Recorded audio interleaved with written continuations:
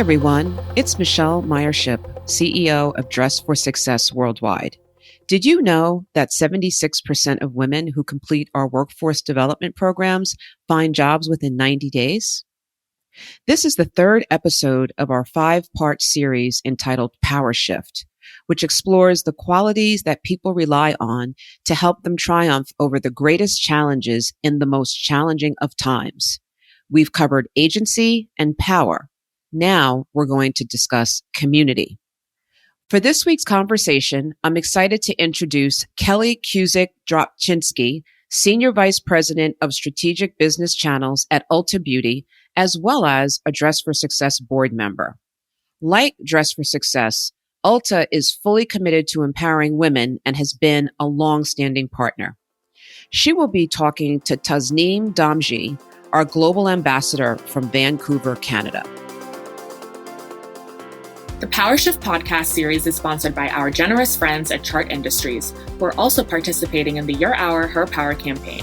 Thank you so much for your support.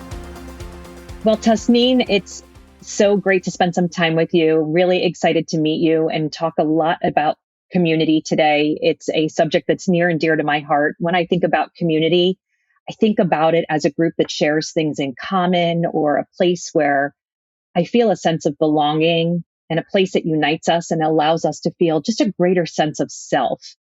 What does community mean to you?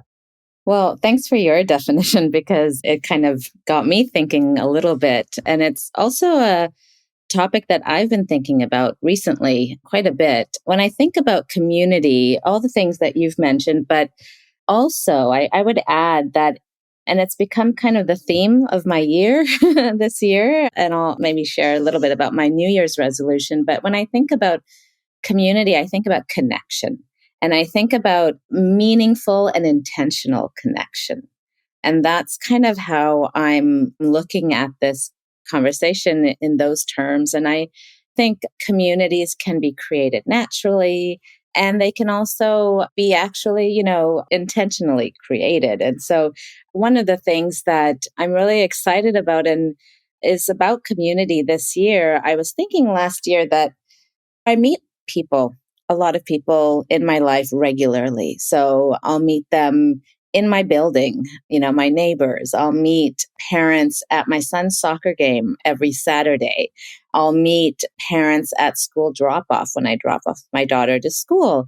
But I don't really actually get to know them. We're so busy in our lives. We might spend some time, an hour at a soccer game, but we're watching the game and we're cheering the boys and we might talk on the side, but not really get to know each other. And I realized that the only way to build these communities is if I actually make an effort to do something with that. And so what I decided was on January 1st, I took a piece of paper and I divided it into 12 strips. And I put the names of different families, whether they were from soccer or neighbors or a school drop-off parents.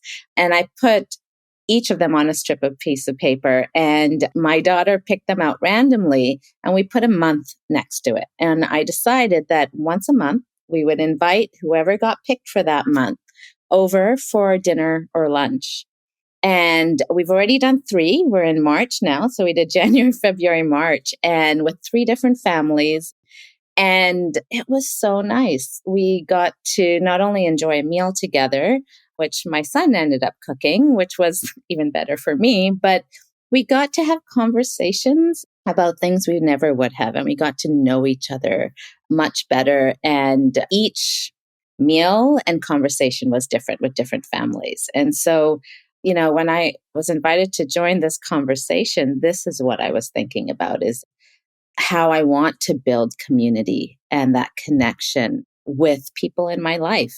And so that's kind of an example that I have. I'd love to hear from you. Maybe, what's an example of a community that you belong to that's really meaningful for you? Well, first of all, Tasneem, I absolutely love that example that you gave. And it just made me think about when you think about intentional community and intentional relationships. I'm actually getting together with some of my high school friends, which this is 45, not even high school, grammar school, 45 years of friendship this weekend for dinner. And one of the reasons we decided to get together was because, unfortunately, as we age, we seem to get together more on life events. And, that's the only time we get together. So I love when you say intentional, because we had that same conversation that life moves so fast that if you don't stop and be very intentional, put it on the calendar, write your 12 strips down, one for every month, that sometimes life just passes you by very quickly. So yeah, I'm going to take note of what you did. And we're only 3 months in, so I still have 9 that I can be intentional with. When I think about different communities that I'm a part of, certainly I mentioned my community of friends. And then there's the community that I live in New Jersey, which, I'm very lucky to be surrounded by my friends, my family. I was born here. I really haven't moved around a lot, so I'm pretty grounded in that community. And then near and dear to my heart is my Ulta Beauty family and community. I've been with Ulta Beauty for over 20 years. So I've really been able to build a very strong community of peers and colleagues there. And then, of course, the Dress for Success community, where I know that I'm super proud of the work that's been done, even to support Your Hour, Her Power. It's just a fantastic network. So I would say those are my 4 key communities that I really do make a very conscious effort to be present. And I think that's one of the things that sometimes could be challenges when you have so many different things going on and we move so fast. How do we make sure that we are not only intentional, but when I am with my friends, my family, my colleague, how am I making sure that I am present and I'm there 100%? Because there's so many distractions around us that sometimes that's really hard to do. That's what I would say around my community. And, it's interesting because I know that you've lived and you've worked all over the world, which I think is just outstanding. I read Canada, the US, Pakistan, just to name a few. So when I think about a sense of belonging and building a community, how have you been able to do that with as much as you've experienced and moved around? Yeah, no, when you said that you've lived in New Jersey for all your life and you haven't moved, and I was thinking exactly that. I was like, oh, I have moved, and sometimes that's challenging, right? So, when I come back, I guess in all of my life, maybe Vancouver is the place I've lived longest, if I counted the years.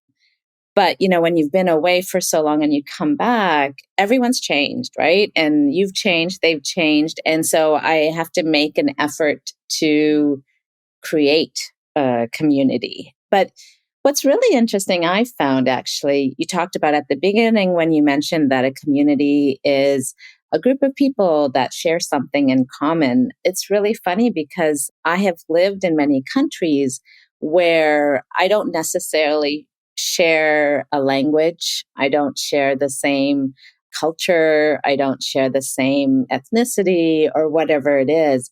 But there are some places where I've lived where I felt, even without those shared qualities that a typical community would have, I have felt like I was part of a community. I didn't actually really think about this until you mentioned this. Currently, I do work with Dress for Success Vancouver, and one of my roles is actually to meet with women who are unemployed and underemployed and talk about the services that we can provide them. And I'll meet with women from different organizations that support them in their employment journey. Someone asked me one day, which of the groups, when you talk to them, feels the most comfortable for you, like feels home for you? And I said, the funniest thing is that the group that feels most comfortable and home, and maybe I guess I would call that a community, are a group of women that we don't speak the same language. They are women from Afghanistan who have come to Vancouver and are looking for work and settling here. And so our conversation is through a translator. But for some reason, because I start off by saying I've lived in their part of the world, when I lived in Tajikistan, which is across the border, that immediately creates this sense of belonging and this sense of trust. I think communities have trust or need to have trust with each other. For some reason, I connect with them in ways that I don't connect with others. And I can see that when I'm speaking with them and the questions that they ask me.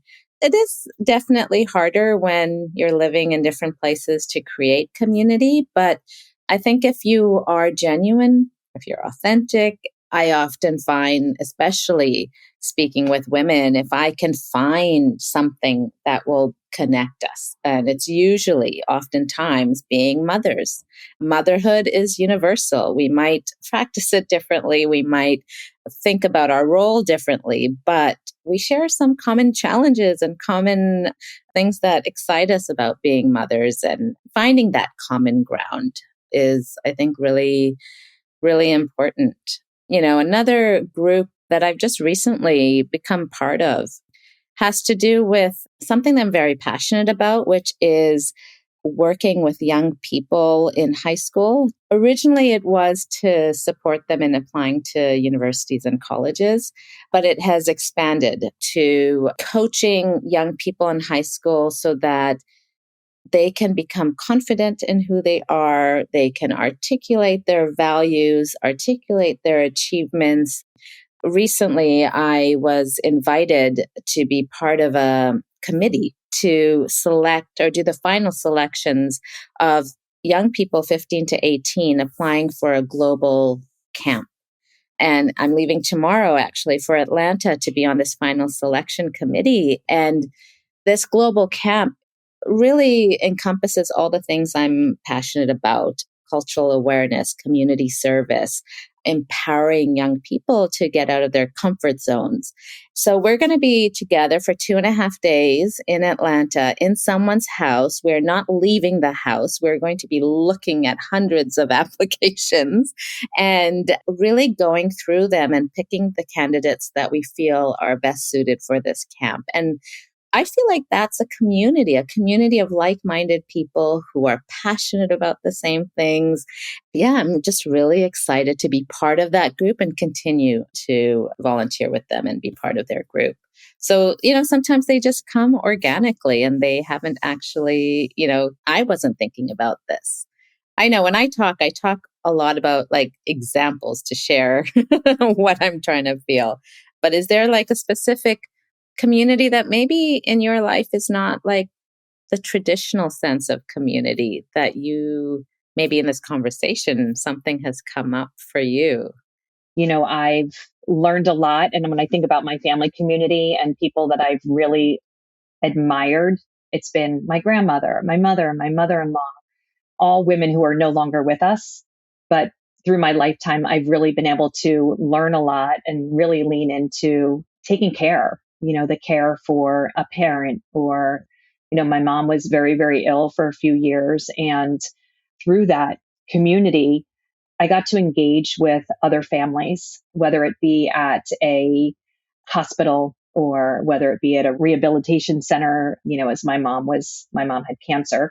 And as she was in there for treatments, I really got to connect with people who were going through maybe not the same thing, but similar things, and really lean on the emotional piece and the strength of others.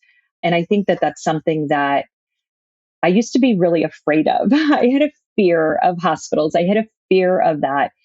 And, through my experience of the care and the end of life, it really connected me and to a whole different community that I know that it's given me strength to be able to help others go through similar situations. So probably more on a personal level, but something I'm really passionate about. I always said someday I want to retire and, I want to have a service dog and I want to, visit rehab centers and take care of people who are in the situation that I found, my mother, my mother-in-law, and my grandmother to be in, because they were very strong women who inspired me and I learned a real lot from. So, Oh, that's really beautiful. well, it is interesting how our different experiences have created different opportunities to experience different communities. So, do you have any communities that you can say have really helped you out in your career? Yeah, I'm glad you asked that question, because years ago when I was looking for work, actually, and I was applying to things, interviewing, not getting jobs, I found a community at the YWCA, an employment program for women. And I decided to join. It was 3 weeks, and it was a program, women, transitioning careers, women getting back into the workforce after maybe being home with their children, new immigrants. It was a really, really nice, supportive group. And I remember during that time, I had an interview with an organization that I really thought it was like the perfect job for me. The organization empowered mothers of young children to get back into the workforce. And I just thought, how perfect. I think my daughter at the time was about 3 or 4, even younger than that. So I was one of those mothers too. And I just thought, oh, this is such a perfect organization. Things didn't go very well. I was actually offered the job, and then the offer was rescinded. And that felt really, really hard. But when that happened, what I realized was I just want to go back to that group of women, tell them what happened, and I know they're going to support me. And I remember going back to the group, told them exactly what happened. And, I still remember this after so many years, where they said, that just wasn't the right organization for you to be in. Imagine if you were working, maybe you wouldn't have the kind of flexibility you need as a mother. And they just really lifted me up, I would say. If I had to deal with that on my own, that would have been very difficult. That would be one example of many in my career where a community really supported me. I'd love to ask that same question to you. I see the same thing in what I do with Ulta Beauty. And I love that I'm surrounded by a community of women, and many I've worked with for a long time, that always approach things through a positive mindset.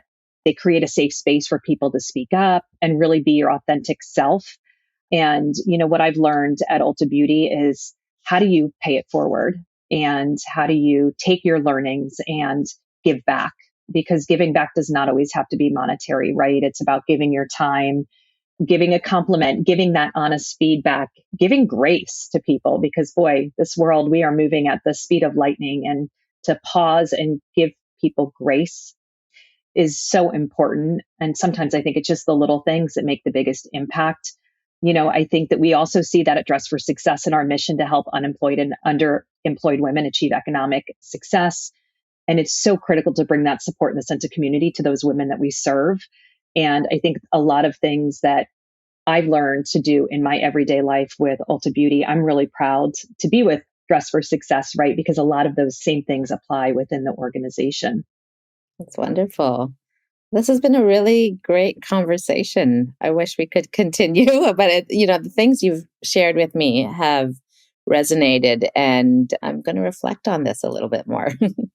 I know. I am too. And I'm going to think about the intentional 12. Please take that. Start writing my list for the rest of the year. So thank you so much for sharing that with me. And this has been fantastic getting to know a little bit more about you. Likewise. Thank you so very much, Tasneem and Kelly. Their stories and energy will continue to inspire communities around the world. We hope that our listeners will also stay inspired and tune in to next week's episode, which is all about the unleashed power of courage. To learn more about our global campaign running throughout this month, please visit yourhourherpower.org. Thank you.